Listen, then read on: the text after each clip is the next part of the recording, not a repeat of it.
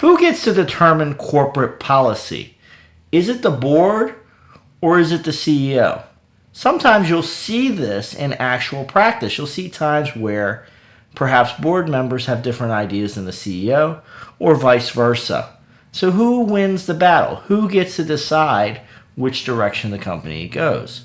Well, we need to think about the positioning of them.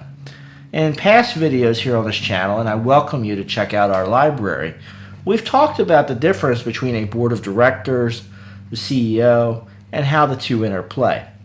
The board of directors is usually the higher level of the organization, and that has multiple members, and they're really the ultimate decision maker of what's best for the organization and ultimately the stockholders.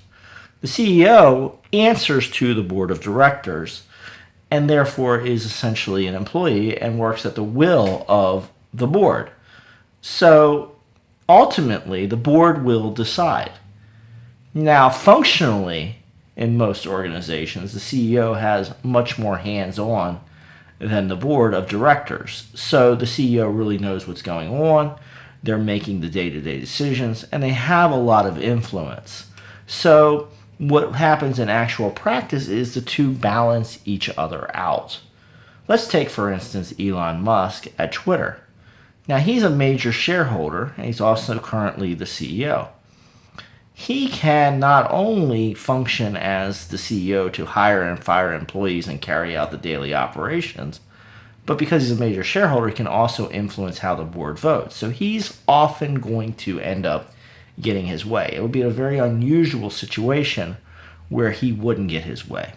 And that internal dynamics is very important for each of us to look at.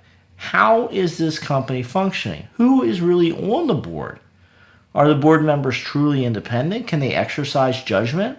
Or do they owe favors to the CEO? Do they owe favors to certain stockholders? Do they really work for certain people? There's a lot of times board members will be beholden or have relationships with certain stockholders which will influence their decision making. So in the real world, we need to look at the dynamics of the company, and that can be unique for each. If you're thinking about your company and your role in the company and what is working there, make sure you consult with a good lawyer that's experienced in business law, experienced in how boards work. If you're a board member and you're not happy with how the board is working and functioning, it may be a case where you need to hire your own lawyer.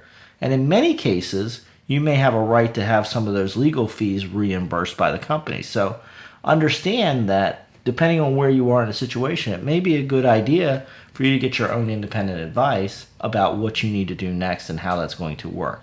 So if you have any questions, feel free to comment below. Please keep your comments general. They're not confidential here on YouTube. And feel free to let us know what issues you'd like us to cover in future videos. We have a large library of past videos. Go check them out here on the channel. Make sure you subscribe so you get our upcoming videos. And I'll see you for another video very soon.